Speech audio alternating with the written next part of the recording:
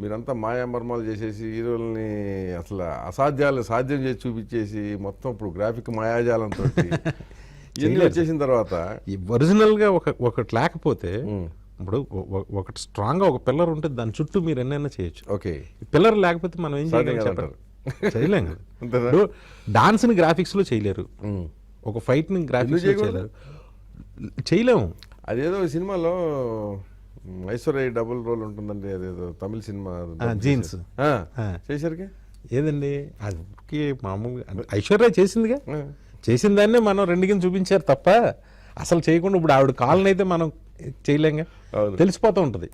ఇప్పుడు రోబో సినిమాలో రజనీకాంత్ గారు డాన్స్ చేస్తుంటే ఆయన హెడ్ మాస్క్ ఏదో చేసినట్టు తెలిసిపోతుంటది. రజనీకాంత్ గారు బాడీ లాంగ్వేజ్ మనకు తెలియదు కదా, కాకపోతే ఆయన మనం యాక్సెప్ట్ చేస్తాం ఎందుకంటే ఆయనకేంటి రజనీకాంత్ ఇప్పుడు ఆయన డాన్స్ చేసి ప్రూవ్ చేయాలి రజనీకాంత్ అని మనం ఎంజాయ్ చేస్తాం. కానీ కొత్త వాళ్ళు కుదరదు కదా.